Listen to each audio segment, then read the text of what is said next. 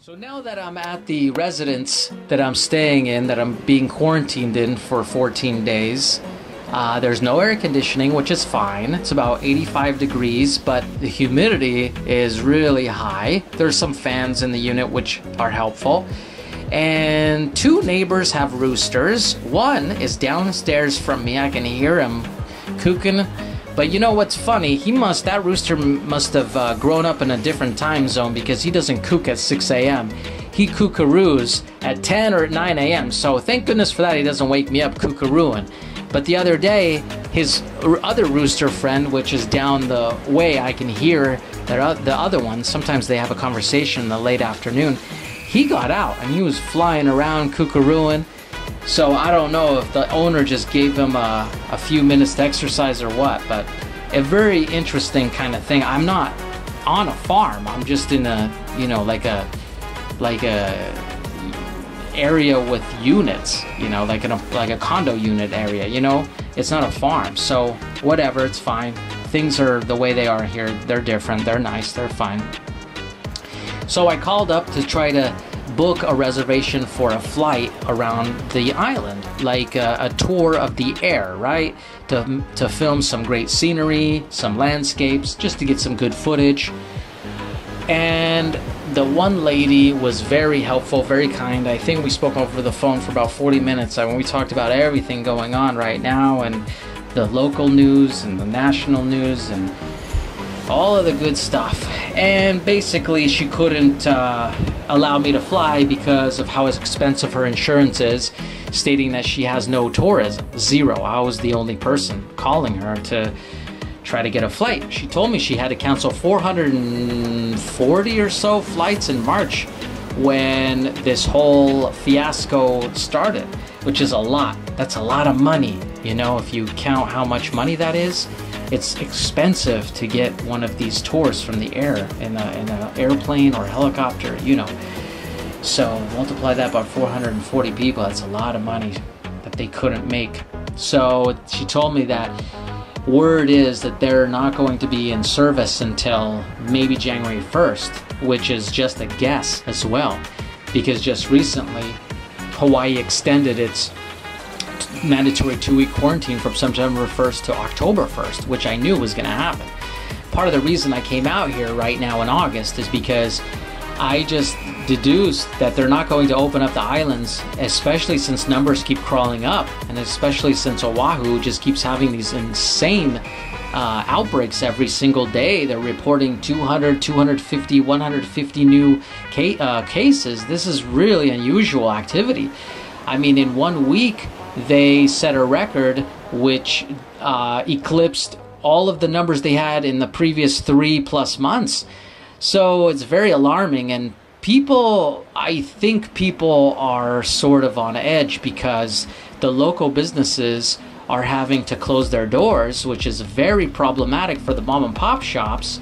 And then the other natives that live here, because of that happening, they're going to have to figure out where they're going to do their shopping or whatnot, because only certain places are open. But extending that idea, I was told that there's a shipping service that brings all of the goods and products over to the islands, and because the demand right now is, I'm not going to say minimal, but it's just decreased exponentially, they raised their they had to pay an additional like 41% to all of the other entities that they're connected to business-wise. So they had to pass on those price increases to the people. And they said that if the islands, individual islands, don't agree to it, they're going to stop shipping because they can't afford it. So little islands like Molokai and Lani, they didn't have a choice. Otherwise, they would get zero products. shipped in. I mean, this is crazy stuff. This is what I was told from one of the locals here who runs a business. Over the phone, of course, because I'm in quarantine, so I'm not allowed to see anyone in person, and I'm sticking to that. So it's very scary what's going on, and it just sounds like the prices are going to increase, skyrocket on some of these products and goods from now on, because they had to sign a new contract with the shipping companies.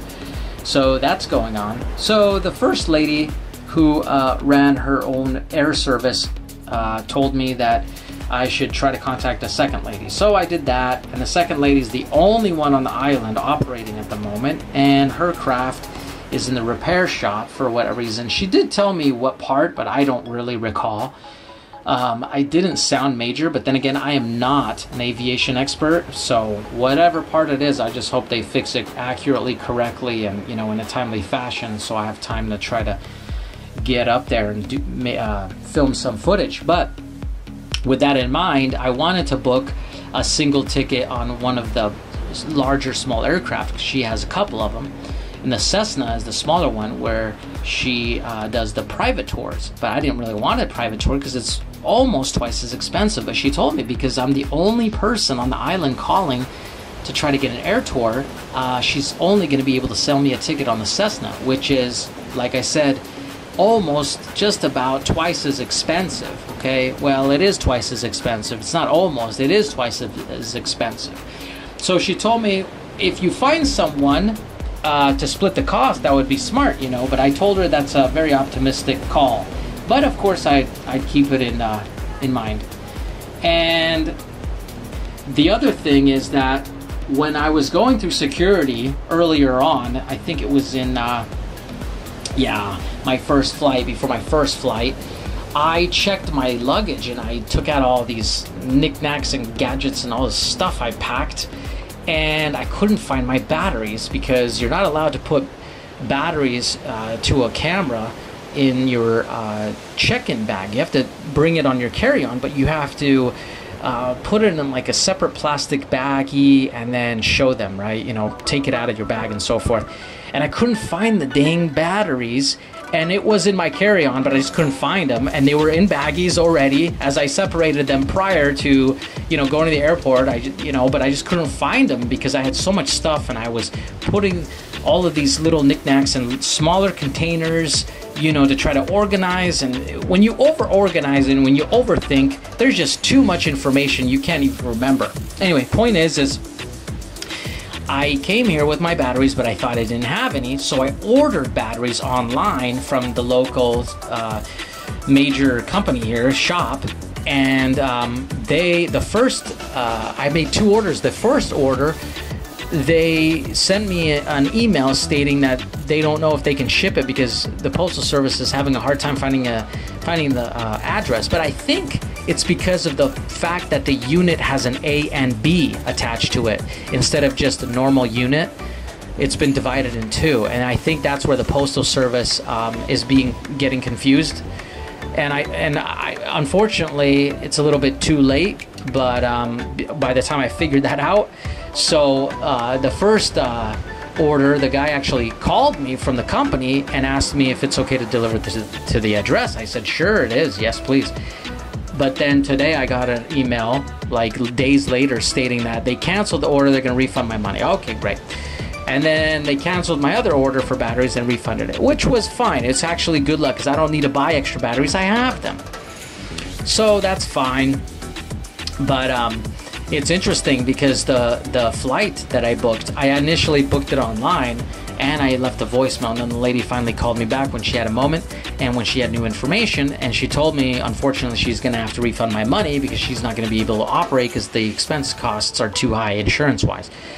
So they refunded me that money too. Well, let me tell you what else happened, okay? So, and I'm still in quarantine. I haven't filmed anything. I haven't seen a sunset. I haven't seen the ocean. I haven't seen a speck of grass. I haven't seen a bee's butt. I haven't seen anything. I'm still in frickin' quarantine, and I get a notification, a text from my bank stating that my credit card was used for over $800. I'm thinking, what is going on? This cascade of craziness just keeps coming. So I called my bank right away, and I got online and I reported it. And when I called them, I told them, I didn't do this. I want to know who did it, where they did it from, what they purchased, all this kind of stuff. Well, it was with one of the airline companies, and I thought, this is ridiculous, because I didn't even have a flight booked with the airline that charged my phone, my credit card. Now, I don't know if the airline charged it, but it wasn't the airline themselves, possibly. It could have been a thief, if this is what I'm trying to get at, which I don't know who did it and why they did it, but I reported it as fraud. So basically, one of my credit cards I had to cancel, and then they're going to send me a new credit card when I get back. And before I left, I took a minimal amount of credit cards with me, because I thought I didn't want to carry too many credit cards on me, because there's no sense. But then I thought, yeah, but what if something happens? And then I thought, well, I'll still have, something left over and so forth. And now that I don't have one, I'm like, oh boy, okay. Maybe I should have taken even more credit cards with me just in case. You never know. So yesterday, I get another email, and guess what happened? You'll never believe it. They canceled my flight back off of the island. I'm thinking, what the heck? I mean, this cascade is no joke, man. This just keeps coming. So I called up the third party, and I told them I received an email about the cancellation directly from one of the airlines, and they asked me a strange question. The person working there asked me if I had called the airline direct. I told them that I hadn't, because I bought the ticket from the third party, that the place that actually employs them. And obviously, if you have ever bought a ticket from a third party, then you know that the contract is binding. It means that there are no refunds, and everything that you want to make any changes or you have questions, you have to go through the third party, because the contract is binding. You can't go directly to the airline. It doesn't work that way. I mean, you could, but they're obligated not to be able to make any changes. I don't know how it all works, but so he asked me that question, which is fine. Okay, so I was very nice, polite. I just answered, no, I didn't. So then he is asking me what I want to do. I'm like, well, I need to get another flight off the island. I didn't answer like that. I answered very nice and calm and quiet, and I used very minimal amount of words, because I just didn't want to get into any type of murky waters, because I'm already in them, right? So he's looking and looking, and then he tells me, well, unfortunately, there are no flights leaving that day. Okay, that's what he tells me. And then that's it. He doesn't really offer any solutions or alternatives. I'm thinking, what is going on with this customer service agent? Does he just not want to help me? He doesn't want to work today? Is he what is going on? So then he asked me what I want to do, and so obviously I told him, well, I need to book some kind of flight off the island. So he's trying to find me a flight before that day, which I didn't really want to go before the day, but he said he couldn't find one. So then he finally found one after the day, and I said, that's great, I appreciate that. I mean, after the day even works better, or even a few days later if possible, because I don't mind extending my trip. But of course, that's not what he did for me, did he? No, he says, okay, great, let me call the airline carrier directly and make the switch and all this kind of stuff. So I said, okay. So he gets back to me, and basically he booked the same date that he claimed that there were no flights. Okay, the same date, except an hour later, departing an hour later. I mean, I thanked him. I didn't, argue. I didn't question. I'm just glad I got a flight back. But it's just very bizarre. And then he says to me, this agent says to me, your voice is bad. And then he asks me if I'm a musician, and I didn't really understand or heard what he said, so I said sorry. And he said, "Oh, are you a musician?" I said, I thought to myself, oh, sure. Yes, I'm a musician. I'm not a musician. Okay, I'm not a musician. I just said yes because I don't want to have a conversation. I just want to get my ticket and get off the phone because this guy is squirrely, okay? And he says to me, oh, that's why you have a bad voice, because you're a musician. I mean, have you ever had a customer service agent tell you had a bad voice and then tell you the reason for it? This is just bizarre. I didn't even understand. I didn't even question. I didn't get upset. I just said, okay. And I just thanked him. I said, sir, please, thank you, all that good stuff. I have no clue what is going on inside the mind of this agent, but whatever. So he booked it. Then I asked him, will you be sending could I possibly get an email with the new changes? And he claimed the airline's going to send me an email, which is false.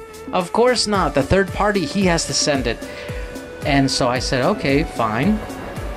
That's fine. And then a minute later, he tells me that he's going to send it. Yeah. I mean, I just don't understand what's going on this call, but whatever. So I thanked him. I got off the phone, and finally I got my email verification.